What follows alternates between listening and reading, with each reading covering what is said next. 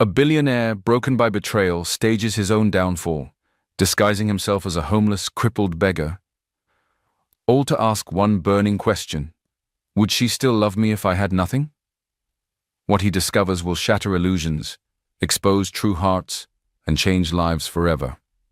Sit back and watch as masks fall, love is tested, and a stranger's kindness becomes the richest gift of all. This is the story of a billionaire who disguised himself as a homeless, crippled beggar just to propose to his fiancée. And trust me, you've never seen love tested like this. Daniel Obasi had everything most people could only dream of: wealth, power, and a name that opened doors.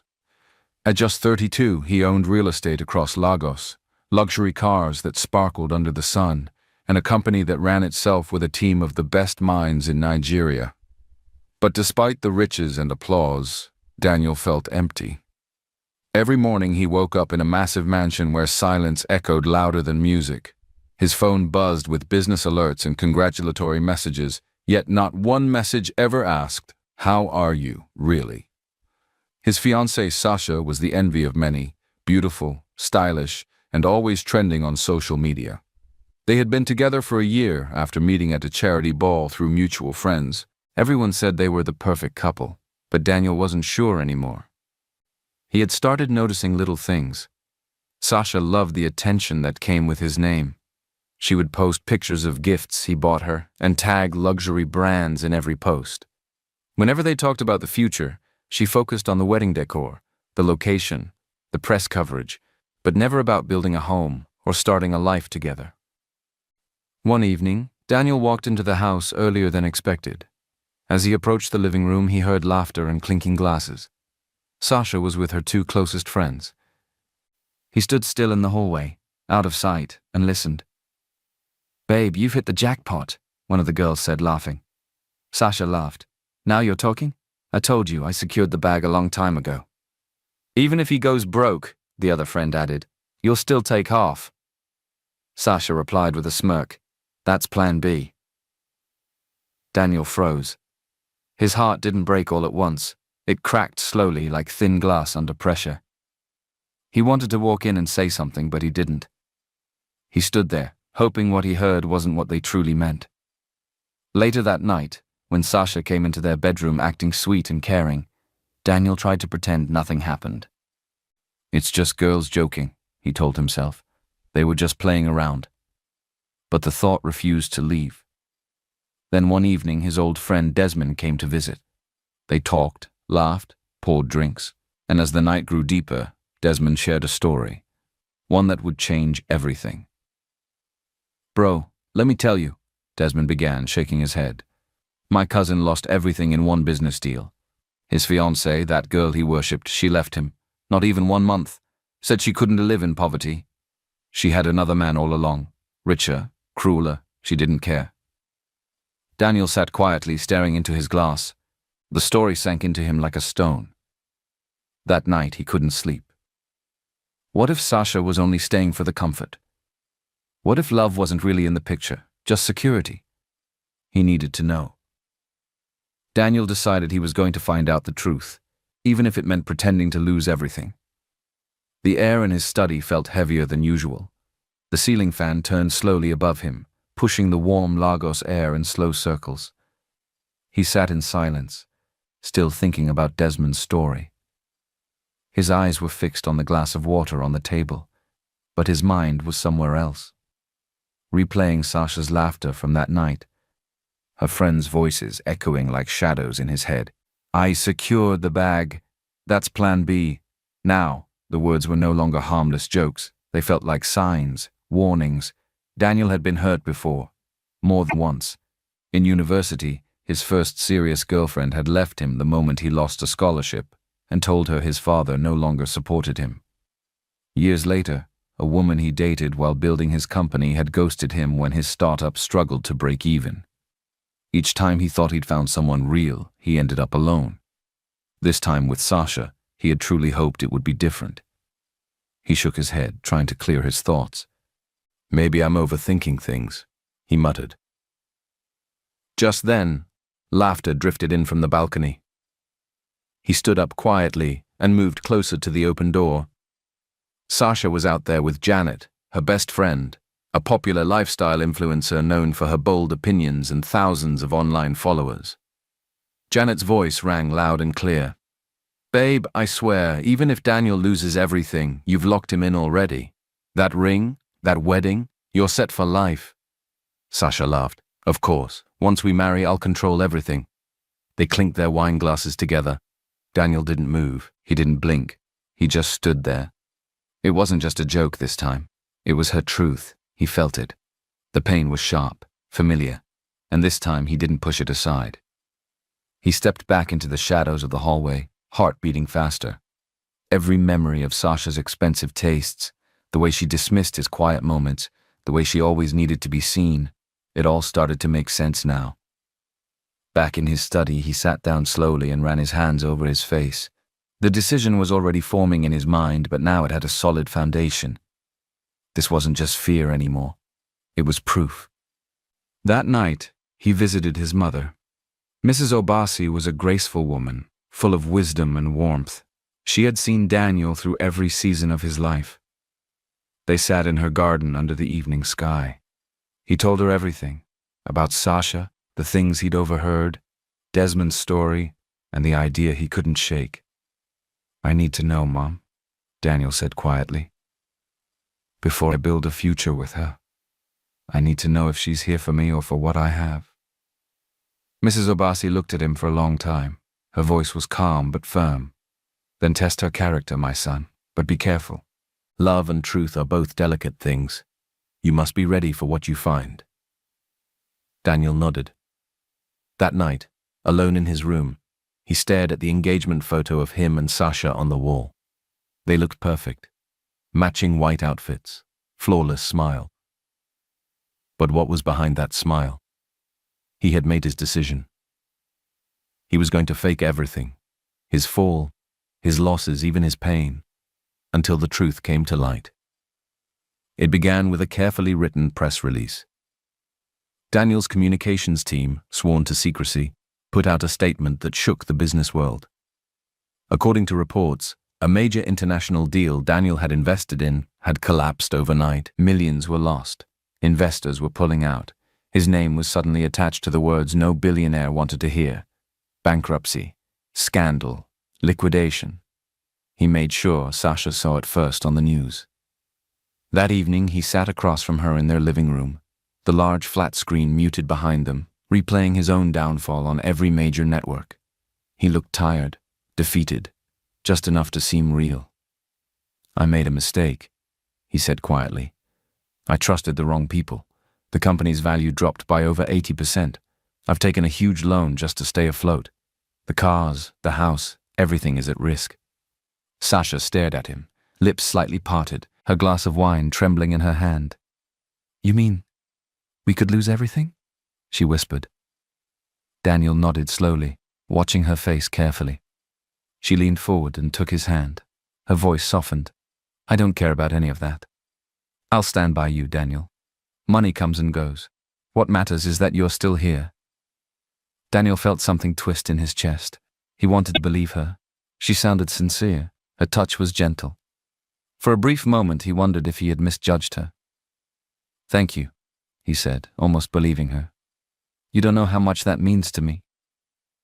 Sasha smiled and kissed his forehead. But later that night, when Daniel stepped out to take a call, Sasha picked up her phone too. She hesitated for only a second before dialing a number she hadn't used in months. "Toba," she said quietly when the call connected. "Hey. Yeah, it's been a while. Can we meet?" The next day she told Daniel she needed space to clear her head. She said she was going to stay at her cousin's place for a few days. Daniel didn't argue. He told her goodbye and wished her well. But the driver he assigned to her, one she never noticed, followed discreetly. By evening, Daniel had pictures. Sasha, dressed in a fitted black dress, was laughing across a cafe table with a tall, fashionable man, Toba, a rising influencer and former flame. They looked comfortable, familiar. Too familiar.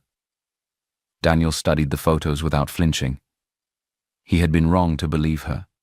The soft words, The promise to stand by him. They were part of the act, nothing more.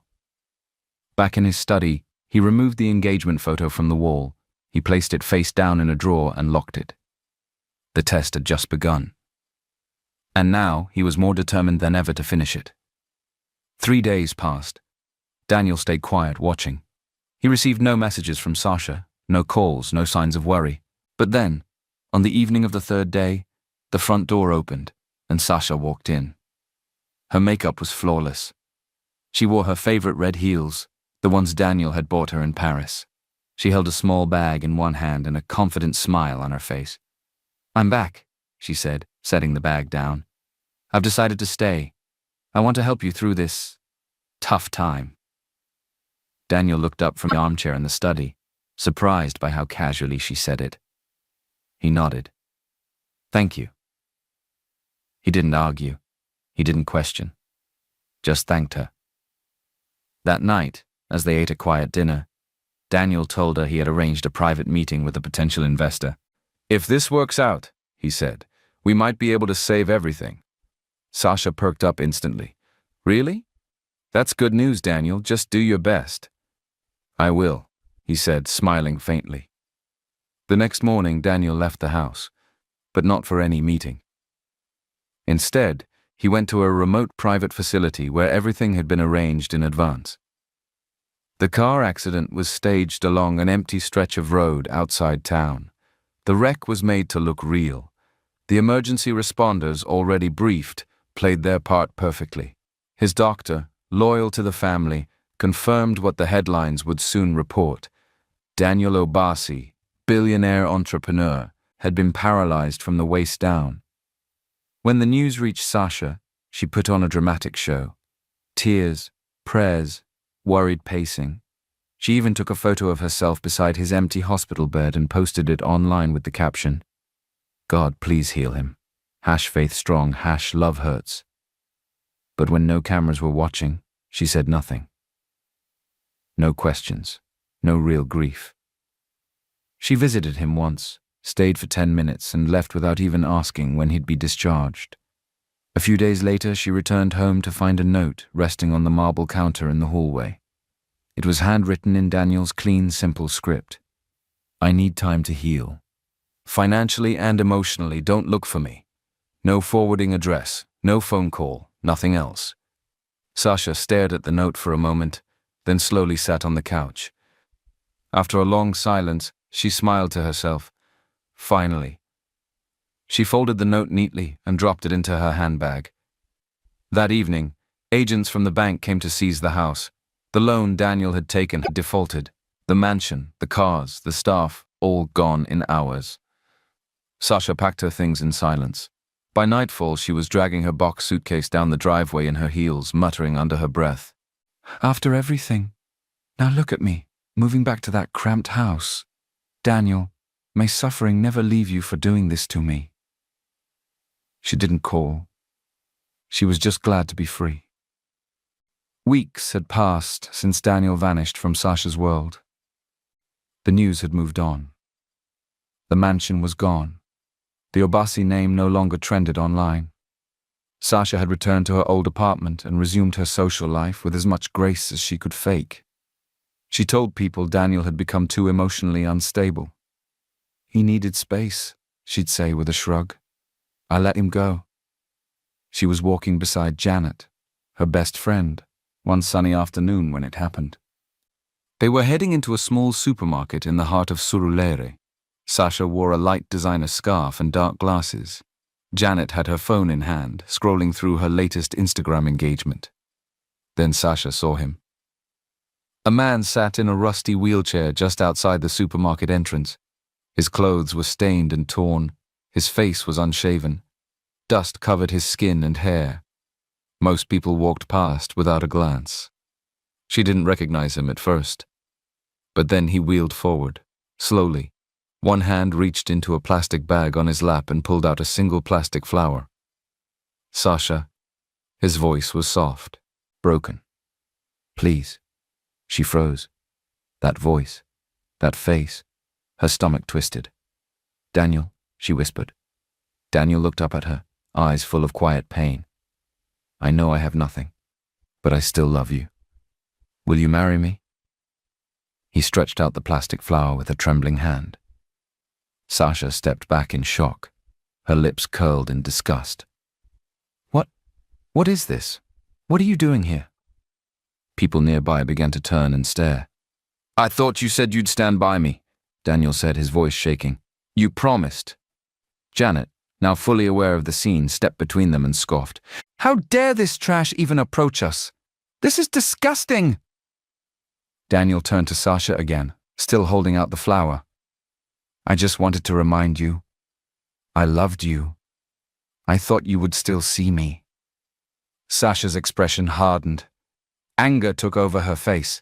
She slapped the flower out of his hand. Then she slapped him hard across the cheek. "How dare you!" she yelled. "You're not even standing on your own 2 feet. You dare to talk to me! You dare to embarrass me like this!" Daniel's head hung low. "You stink," she added, stepping back. "Get away from me. I will have you arrested for harassment." People around began to murmur. Some laughed, some recorded. Daniel tried to speak, but Sasha wasn't done. "Whatever we had is over," she snapped. "Do you hear me? Over. I cancelled that wedding long ago and I've moved on, with a man who's not stuck in a wheelchair begging on the street." Janet laughed beside her, arms crossed. "Honestly, Sasha, this is just sad. Look at him." Daniel sat in silence, the flower now on the ground. He had planned this moment, hoping to touch her heart, hoping something, anything human in her would respond. But the cruelty he saw in her eyes was colder than anything he imagined. He didn't speak again. He couldn't. He didn't know why he reached out. Maybe it was instinct, or maybe deep down he still wanted to believe that somewhere inside Sasha, a sliver of care remained. But as he gently moved his hand toward her, just to ask, just to speak, Sasha turned on him with fury in her eyes. She slapped his hand away, hard. "Get your filthy hands off me," she screamed. "Don't ever touch me again." More people had gathered now, some with phones, some whispering, some laughing. Sasha didn't stop. "You're disgusting," she hissed. "You don't even belong on the same street as me. You think because I once dated you, you can beg for my love again? Never." Janet, still holding her phone as if she might live-stream the whole thing, added loudly, "Trash will always be trash." That was when the door of the supermarket swung open. A young woman in a neat supermarket uniform rushed out, eyes wide with disbelief and anger. She was petite, soft-spoken, but her steps were bold and full of fire. "Hey!" she called out, walking straight towards Sasha and Janet. "What do you think you're doing?" Both women turned, surprised. "You've humiliated a man who only showed you love," she said, standing protectively in front of the beggar. "Even if you didn't want him, you didn't have to treat him like garbage." Sasha rolled her eyes. "Excuse me." "You heard me," the woman snapped.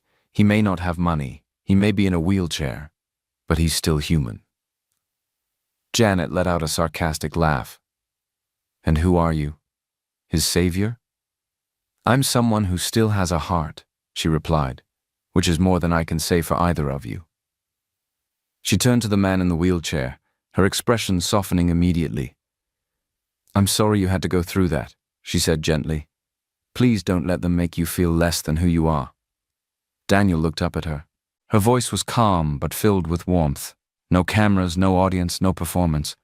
Just kindness. "It's not what you have that defines you," she added. "It's who you are." Daniel's throat tightened. For a brief second, he thought about revealing everything right there. That it was all a test. That he wasn't crippled. That he was Daniel Obasi, the billionaire who had been publicly torn apart. But something stopped him. This stranger had no idea who he was, and yet she stood by him. He wanted to see what she'd do next, how far her kindness would go without fame or fortune behind it. He cleared his throat. "Thank you," he whispered. She smiled. "I'm Evelyn. I work inside. Would you like some water?" He nodded slowly. "Yes." "Thank you, Evelyn." Behind them, Sasha laughed loudly. "Oh, please, what is this? A charity drama?" she said as she walked off. Good riddance to bad rubbish. Janet linked arms with her and added, "Thank God this happened before the wedding. Imagine being stuck with that." They both laughed cruelly as they disappeared down the street, heels clicking against the pavement. Daniel didn't look at them. He looked at Evelyn. And for the first time in weeks, he felt seen. As Sasha and Janet disappeared from view, their laughter still ringing in the distance, Daniel lowered his head and let out a slow breath. He closed his eyes for a moment. It was truly and finally over. No more hoping, no more testing, no more pretending that somewhere inside Sasha, there was love left to salvage. Her words had cut deeper than any blade, but her actions had confirmed what his heart had been warning him all along. She was never meant for him. Beside him, Evelyn knelt gently and touched his arm. "Are you okay?" she asked softly. Daniel looked at her. Even in his worn disguise, dirt-streaked, tattered clothes, and unwashed face, her eyes met his without hesitation. "I'll be fine," he replied. His voice was tired, hollow. She glanced around, noticing how uncomfortable he looked, and how people were still stealing glances his way. "Where do you live?" she asked. Daniel hesitated. "Nowhere. Not anymore." Evelyn stood up slowly. "Come with me," she said. Daniel blinked. "Where?" "My house," she answered simply. "You can't sleep outside." He tried to argue, but she had already turned to head inside the supermarket and told her supervisor she was leaving early. Minutes later, she emerged again with a small bag of groceries and a bottle of water, which she handed to Daniel before helping guide his wheelchair down the road. They walked quietly through the busy neighborhood. After a short walk and a bumpy ride over uneven streets, they reached a narrow compound with faded walls and rusted gates. Evelyn led him into a small one-room apartment, the paint peeling, the ceiling fan barely turning, but clean and homely. "Mom," she called. "I brought someone. He needed help." From the corner of the room, an older woman with gentle eyes and a wrapper tied around her waist stepped out. Evelyn explained everything quickly. Her mother looked Daniel over with a concerned but kind expression. "You can stay," her mother said. "We don't have much, but we can't let someone suffer in the street." She laid out a clean wrapper on a low mattress and brought Daniel a small bowl of water to wash his hands and face. Evelyn handed him a folded t-shirt, one of her late father's old shirts, and a pair of soft cotton trousers. Daniel sat silently as they bustled around him. Later, they shared a simple meal, rice and stew served from a single pot. Evelyn gave Daniel the bigger portion without hesitation. He watched her laugh with her mother, talk softly, and clean up without complaining. Daniel had lived in the biggest houses in the city. He had dined with governors, walked red carpets, and slept on imported sheets. But in this tiny room, with a flickering bulb, 2 plastic chairs, and a cracked window, he felt something he hadn't felt in a long time. Peace. He didn't say who he really was. He didn't talk about Sasha. He just sat, quietly soaking in the warmth of strangers who gave without asking, who cared without judging. The days passed slowly, but peacefully. Each morning, Daniel woke up to the sound of Evelyn humming as she swept the small room. Her mother would rise just after dawn, boiling water over a tiny kerosene stove, preparing pap and beans for breakfast. The room was small, no privacy, no luxury, but it was full of warmth. Daniel stayed mostly quiet. He didn't want to lie, but he couldn't tell the truth either. So he said little, just, "Thank you, I'm fine, and good morning."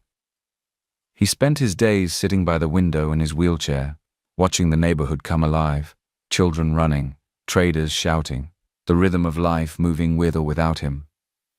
But what caught his attention most was Evelyn. She never had much. Her salary as a supermarket attendant barely covered their food and rent, yet she found joy in the smallest things, laughing with her mother, singing while cooking, and telling Daniel funny stories to make him smile. Every afternoon she packed a small lunch, usually gari and ground nuts or leftover rice, and walked to work. Daniel noticed something one afternoon. Instead of eating, She handed her food to two little children who always sat under a mango tree near the shop. They beamed up at her like she was their hero. Another evening, Daniel overheard Evelyn whispering to a neighbor, asking if she could help her mother get her next batch of blood pressure medication on credit. Her mother had been managing a long-term illness, but Evelyn never made it anyone else's burden. She smiled through it all. Daniel felt something shift inside him. This was the kind of woman he had dreamed of. Not perfect, not polished, not rich, but real. She never asked him about his past. She never complained about his silence or the fact that he barely moved or helped around the house. She simply treated him with quiet dignity. She served him food with both hands. She made sure his bathwater was warm. She asked if he needed anything before going to work, and greeted him with a tired but genuine smile every evening. One night, as rain tapped gently on the roof, Evelyn sat beside him, drying her wet feet with a towel. "Are you doing okay?" she asked. Daniel nodded. "I am. Thank you for everything." Evelyn looked at him for a moment, then smiled. "You're welcome. Everyone deserves a little kindness." She didn't know it, but those words stayed with Daniel long after the lights were out and everyone had fallen asleep. In a world that once measured everything by money and status, Daniel had finally found something priceless. A heart that didn't need to be impressed, only understood. The rain hadn't stopped since morning. Outside, the streets were soaked, the sky a dull gray. Inside the small one-room apartment, the soft tapping of droplets on the roof mixed with the gentle rustling of Evelyn flipping through an old magazine. Daniel sat by the window, hands resting in his lap, staring out at nothing in particular. "Tell me something about you," Evelyn said suddenly, breaking the silence. Daniel turned his head slowly. "What do you want to know?" "Anything," she said with a small smile. "Something real. Something that makes you, you." He hesitated. "I used to live a different life," he said carefully. "A big life. But I lost it. I lost everything." Evelyn didn't ask how. She didn't press for details. Instead, she nodded and said, "Sometimes the best parts of us come after we lose everything." He looked at her, curious. "And you? What's your story?"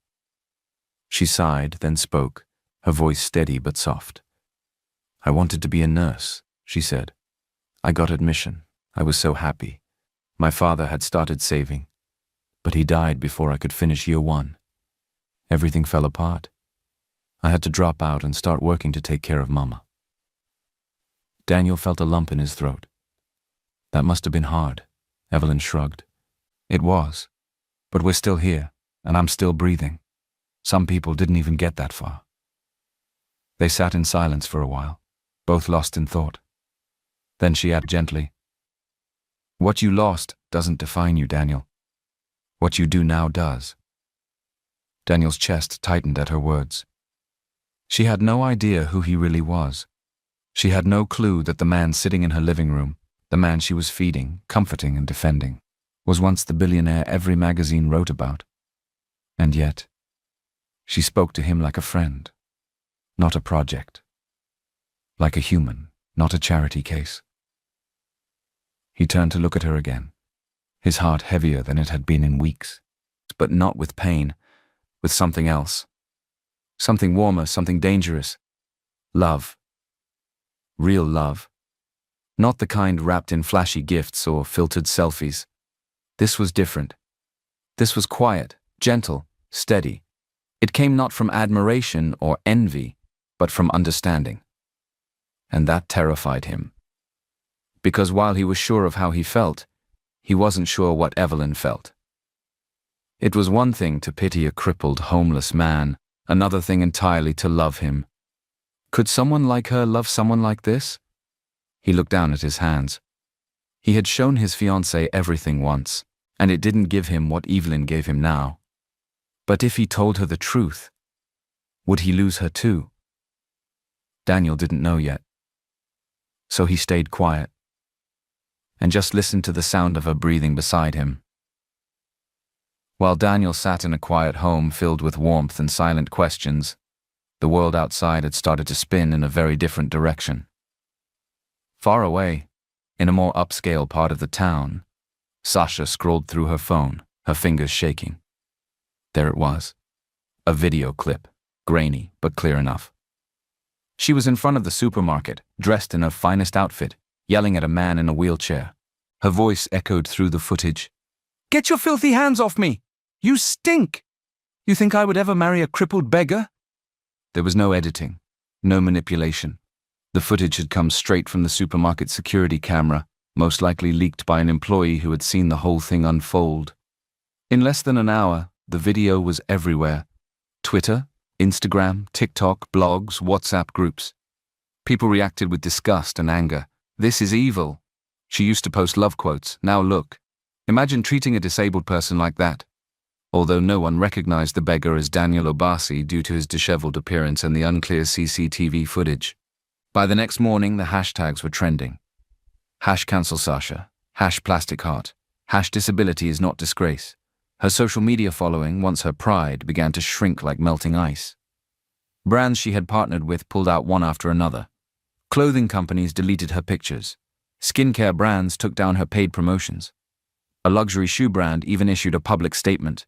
"We do not support cruelty or ableism. We have cut all ties with Sasha." She tried to fight back. She went on a live stream with tears in her eyes.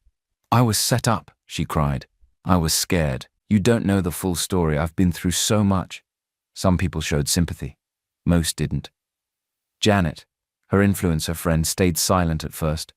But when the pressure grew, she posted a video saying, "I was just there. I didn't say anything. I don't support what Sasha did." Sasha felt betrayed.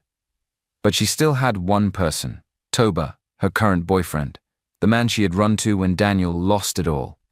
She now lived with Toba in a flashy apartment that wasn't hers. She wore his shirts and smiled for pictures, trying to seem unbothered.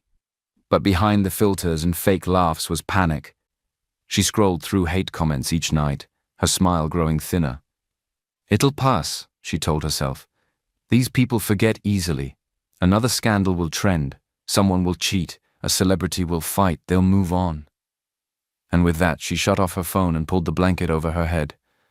She didn't regret what she'd done. She only regretted getting caught. Meanwhile, Daniel sat by the window, deep in thought, watching Evelyn and her mother fold laundry together. He had been quiet for days, quieter than usual. Not because he was unsure, but because he knew what he had to do next. That evening, when Evelyn left for work and her mother slept off in the small room, Daniel picked up an old phone he had hidden inside his backpack, the only item he had brought from his old life. He powered it on and called a number he knew by heart. His mother answered on the second ring. "Daniel?" she said quickly, her voice full of both fear and relief. "It's me, Mom," he said softly. "I'm fine." He told her everything, every detail of the plan, the disguise, the heartbreak, and then the unexpected twist. Evelyn. Mrs. Obasi was silent for a while. "You've gone too far this time," she finally said, voice trembling. "But I understand why. And I'm proud of you, my son, for looking deeper." A few days later, Mrs. Obasi walked into the supermarket where Evelyn worked, dressed in a simple Ankara gown. No security, no announcement. She stood in line like any other customer. When she got to the counter, she picked up a small bag of rice and a bottle of cooking oil. Evelyn greeted her with a smile. "Good afternoon, Ma. Did you find everything you need?" "Yes, dear," she said warmly. Then she patted her pockets. "Oh dear, I think I forgot my wallet at home." The line behind her began to shift uncomfortably. A few impatient customers started grumbling. One cashier from another counter rolled her eyes and muttered loudly, "Madam, please step aside if you can't pay." But Evelyn quickly reached into her back pocket. "It's okay, Ma," she said without hesitation. "I'll cover it for you." The woman looked at her with surprise. "You don't even know me." Evelyn smiled. "That doesn't matter. All I see is someone who needs help." She paid, packed the bag gently and handed it over. "God bless you, my child," the woman said. Evelyn simply nodded. "Amen, Ma." Later that evening, Evelyn returned home to find her mother smiling. "There's something different about you today," her mother said, placing a hand on her daughter's shoulder. Evelyn chuckled. Maybe it's just peace. She didn't know that the woman she had helped that afternoon was Daniel's mother.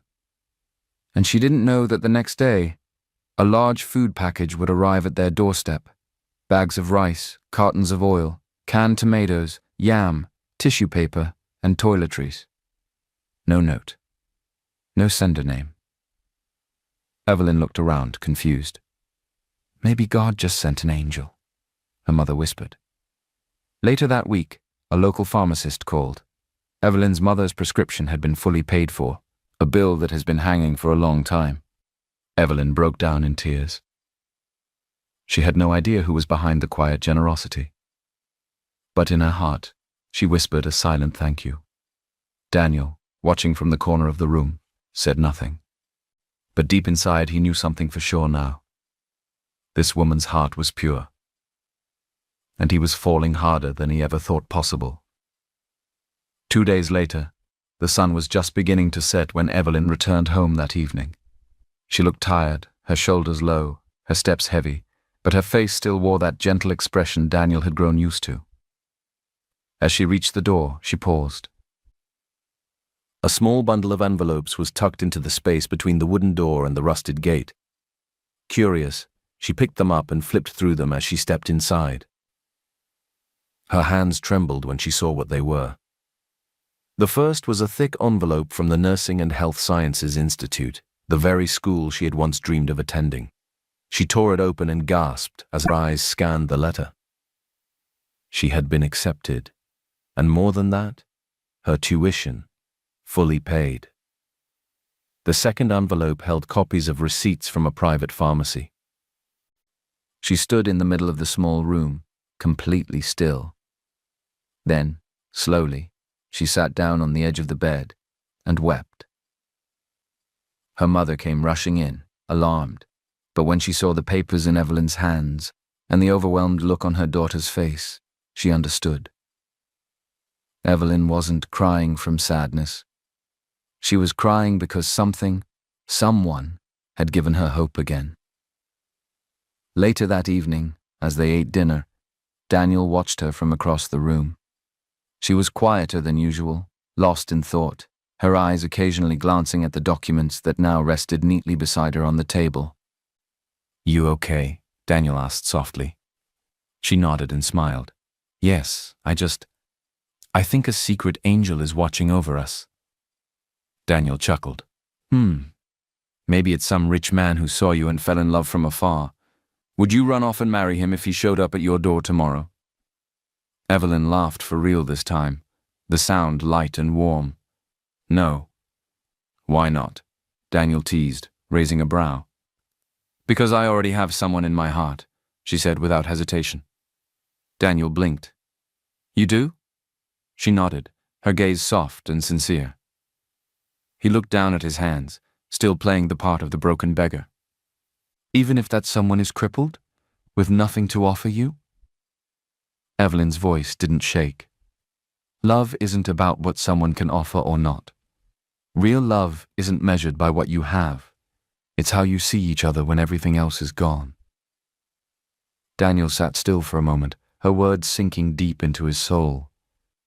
Then for the first time, he looked at her, without hiding. "I've loved you too," he said quietly. "For a long time now." She looked at him, surprised, but then she smiled and her eyes shimmered. In that little room with cracked walls and a flickering bulb, they sat side by side, saying nothing more. Because sometimes the heart speaks loudest in silence. News travels fast, even in quiet places. Sasha had stayed off the radar for weeks, waiting for the scandal to die down. But then one afternoon, while scrolling through her messages, she saw something that made her heart jolt. "That beggar that approached you, I learned he's not homeless anymore. Someone said that he is now living with a supermarket girl in Surulere." Her fingers froze. Daniel, the man she had mocked and discarded, was staying with a salesgirl. It must be that over-subby that had defended him that day. Sasha saw red. The next day, just before noon, Evelyn was arranging items on a lower shelf near the cleaning supplies when a loud voice cut through the store. "So this is where you hide?" Evelyn stood up, startled, and turned to see Sasha storming toward her, flawless makeup, bright nails, but fury burning in her eyes. "Excuse me?" Evelyn asked, confused. "You think you're smart, huh? You think you can steal a useless man and destroy my name?" "Ma'am, I don't know what you're talking about." "Don't play dumb," Sasha snapped. "You're the reason that video got out, right? You work here after all. You leaked it to embarrass me." Evelyn's brows drew together. "I didn't leak anything. I had nothing to do with that video." "Oh, please," Sasha scoffed. "You can keep Daniel, the beggar version anyway.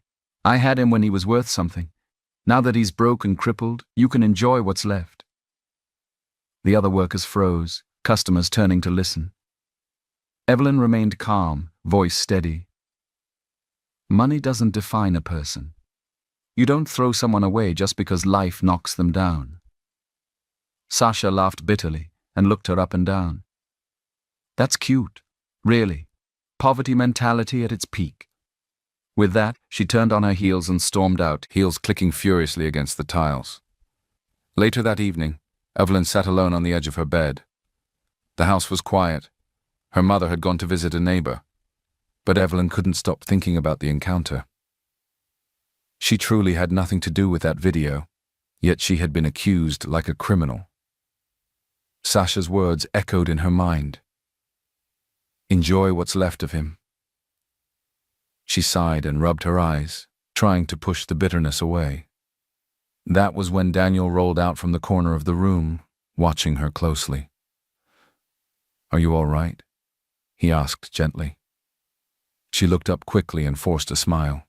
"Yeah, I'm fine. There's nothing to worry about." But Daniel could see the tiredness behind her eyes, the weight of carrying something she didn't deserve. And in that moment, he knew what he had to do. He had delayed it long enough.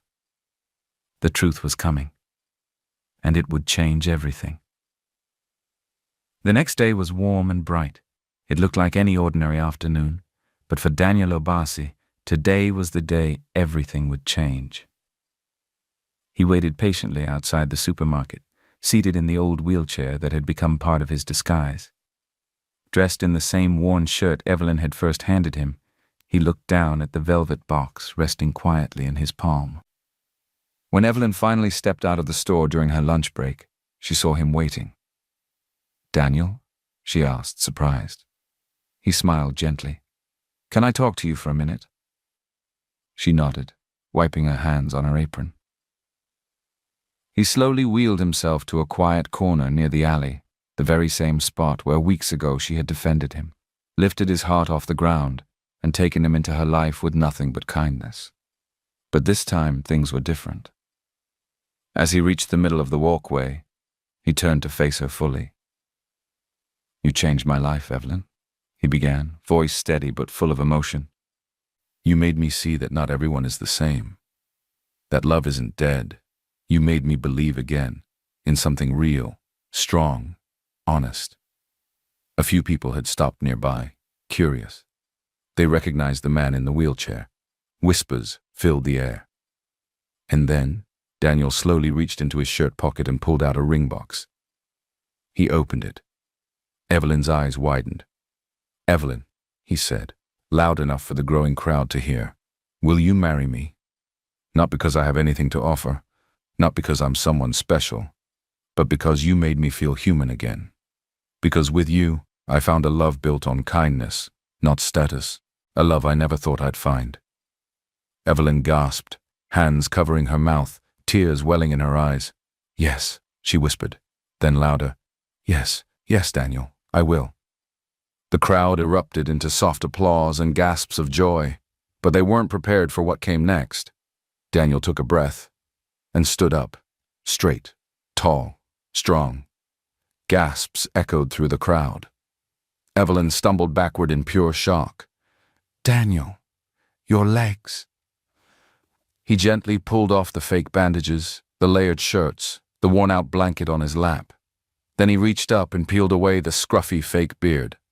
Now there was no mistaking him. Daniel Obasi, the billionaire, the man from magazines, the man she had unknowingly cared for with no expectation of anything in return. People in the crowd began to murmur, some pointing in disbelief, others bringing out their phones to record the moment. Daniel raised his hands gently to address them. "I was never crippled," he said. "What I lost wasn't my ability to walk, it was my ability to trust. I didn't want a love built on status or money. I needed to know who would stay if I had nothing." He turned to Evelyn again.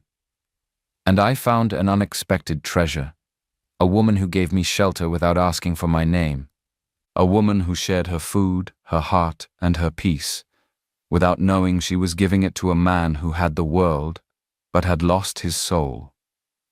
Then, kneeling down fully on one knee, Daniel held the ring forward once more. "Will you marry me as Daniel Obasi, not for my wealth but for who I am?" Evelyn, eyes full of tears, dropped to her knees with him and nodded through her sobs. "Yes, Daniel, 1,000 times yes." The crowd clapped louder. Someone shouted, "This is real love!" And just like that, the crippled beggar became the man he truly was again. But this time, with someone beside him who had already seen the man beneath it all and chosen to love him anyway. Later that same day, after the crowd had faded and the cameras stopped flashing, Daniel took Evelyn by the hand and gently helped her into a sleek black SUV waiting nearby. She sat quietly, still processing everything that had just happened. He wasn't crippled. He wasn't poor. He was Daniel Obasi, the billionaire from the headlines. But to her, he was still the man who smiled softly at breakfast, who helped sweep the floor with his one good hand, and who stayed up listening to her late-night dreams. The car turned off the main road and drove through a long, private driveway. At the end stood a tall mansion with white pillars, glass balconies, and gardens so green they looked painted. Evelyn's breath caught in her throat. Daniel smiled. "Welcome home." He led her through the grand double doors into the heart of the house that had once felt so empty. Waiting at the bottom of the staircase was Mrs. Obasi, dressed in soft lace and pearls, her face lit with calm joy. Evelyn stepped forward shyly. Before she could speak, Mrs. Obasi reached out and took her hands gently in hers. "I know who you are, my dear," she said warmly. "I was at the supermarket that day, the day you paid for my groceries, without even knowing who I was." Evelyn's eyes widened. That was you?" The older woman nodded, her eyes already glistening. "You didn't just help a stranger. You helped my son. You gave him back something I thought he had lost forever, hope." Tears welled up in Evelyn's eyes as Mrs. Obasi continued. "You were the one light in his darkest time." From her pocket, Mrs. Obasi pulled out a small box. She opened it to reveal a stunning diamond bracelet, elegant but understated. "This belonged to my mother," she said, fastening it gently around Evelyn's wrist. "And now, I want it to belong to you. Your kindness fixed what millions couldn't." Evelyn burst into tears, overcome with emotion. By that evening, the internet had exploded with news of Daniel Obasi's engagement, not to a socialite or a celebrity, but to a salesgirl from Surulere. Photos from the supermarket scene surfaced again, this time recaptioned. The beggar was a billionaire and he found real love. She loved him with nothing. Now she has everything. News outlets confirmed that Daniel had never gone bankrupt. In fact, he was wealthier than ever, having quietly launched a global partnership during his time away from the public. But none of that mattered to Evelyn. Not the mansion, not the diamond bracelet, not the trending hashtags. Because the man beside her, the one who used to sit in silence by her window and thank her for small bowls of rice, was still looking at her like she was his entire world. And that was more valuable than anything money could buy. Across town, Sasha was scrolling through her phone when she saw it. Photos, videos, headlines.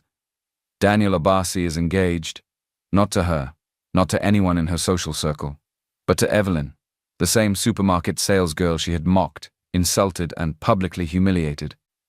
The image showed Daniel, tall, elegant, very much not crippled, standing beside Evelyn in front of a massive mansion, smiling with pride. The caption burned like acid. She loved him when he was nothing. Now, she has everything. Sasha's phone nearly slipped from her hand. Her heart raced. Her mouth went dry. She staggered backward and sat on the edge of the couch, completely stunned. And as if fate hadn't done enough damage, she remembered what she had come home to say. She was pregnant. The test in her handbag was still wrapped in tissue. She had taken it that morning, convinced the nausea and fatigue meant something else. But when she saw the result, her world spun. She hadn't even told Toba yet. Her fake fairy tale life was falling apart, but she had clung to him like a final piece of driftwood. But now, something was wrong. The apartment was dark when she arrived. The lock felt stiff. Confused, she pushed the door harder, then reached into the mailbox out front. There was a note, folded, messy, written in Toba's handwriting. "Don't bother looking for me. I'm gone. I was never in love with you. You were just convenient and rich. Also, I took everything in the house. You can call the police if you want, but remember, I have the videos in nudes. One wrong move and they'll be everywhere.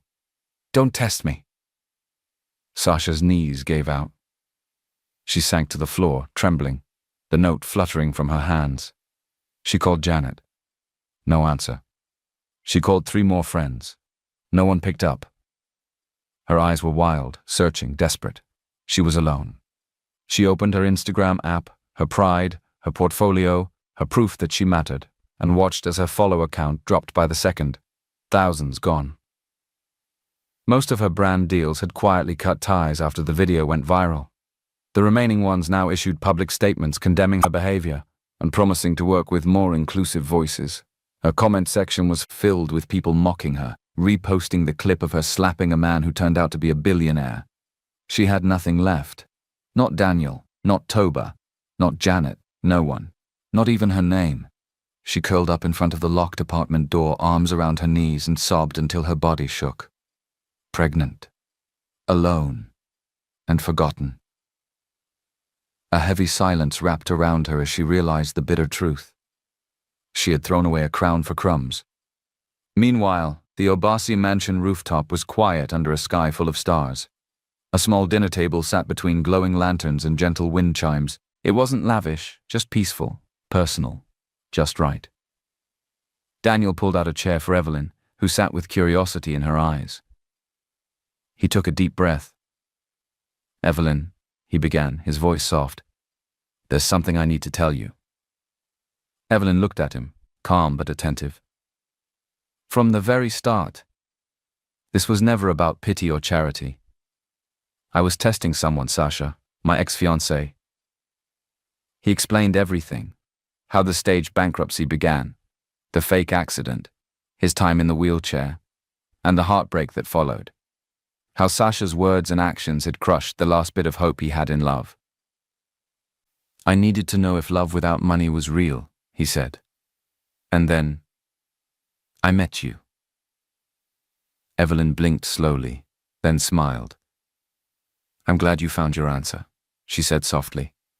"But I'm even more glad you found yourself in the process." They talked long into the night, about loss, kindness, and how love built on truth is worth more than all the gold in the world. "I never expected anything in return," Evelyn admitted, brushing her hair behind her ear. "I just couldn't stand seeing someone treated unfairly." Daniel reached across the table and held her hand. "You gave me more than anyone ever has." Just as the night was winding down, peace was shattered by the echo of hurried heels on marble floors. Sasha stormed into the Obasi mansion, flanked by 2 security men who tried to stop her, but she pushed past them. Her eyes were red, her makeup smeared, her energy desperate. "Daniel!" she yelled from across the hall. "Please, let me explain." Daniel and Evelyn turned to see her. Sasha rushed forward, trembling, clutching her phone as if it could save her. "I didn't know it was you," she cried. "That day at the supermarket, I thought you were just some street beggar. I was just joking. You know how I play." Daniel's expression didn't shift. "You weren't joking, Sasha," he said, standing tall. "You were cruel, loud, proud, and you meant every word." She dropped her phone. "But I was with you first. She just appeared out of nowhere. What if she's the gold digger? I've always known you, Daniel.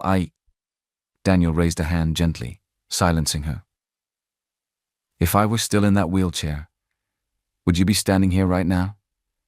Sasha swallowed hard, speechless. "You're not here because you're sorry. You're here because your world is falling apart and you think I can fix it." He stepped aside and nodded toward the door. "That chapter is closed." Realizing there was nothing left to say, and no one left to hear her, Sasha turned and left, heels clicking like an empty echo. She didn't look back. The rooftop was quiet again. Evelyn stood beside Daniel as he watched the night sky. "That door needed to close," she whispered. "And a better one opened," Daniel replied, turning to look into her eyes. They held each other's hands. Tomorrow would be their beginning. Few weeks later, the sun poured golden light over the lush garden estate, where rows of fresh white flowers swayed gently in the breeze. The air was filled with soft music and the scent of roses. Guests arrived in elegant attire, the atmosphere alive with excitement and warmth. Today wasn't just another high society wedding. It was a celebration of something deeper, something rare. Daniel Obasi, once thought to be lost in scandal and heartbreak, stood at the altar in a perfectly tailored suit. But his smile wasn't because of the suit or the crowd. It was because of Evelyn, walking down the aisle in a graceful gown that shimmered like morning dew. Beside her, holding her bouquet and steadying her nerves, was her mother, smiling through tears of pride. The ceremony was simple but majestic. There were no camera crews, no influencers, no elaborate social media stunts. Just two souls who had walked through fire and found peace in each other. When they exchanged vows, even the wind seemed to pause. "I saw the world through cold glass," Daniel whispered, "until you opened the door and let me feel again." Evelyn, her voice shaking, said, "I didn't love you for what you had. I loved you for how you made me feel safe, seen, and whole." Later that evening, during the reception under fairy lights and soft jazz, Mrs. Obasi stood and raised a glass. Her voice carried through the quiet crowd. "He lost everything, to find what mattered most. My son was never truly rich, until he met someone who had nothing, but gave him everything." Tears filled Evelyn's eyes. Daniel held her hand tightly. Somewhere across town, in a dimly lit rundown apartment, Sasha scrolled through her cracked phone screen. Her fingers trembled. The wedding was trending everywhere.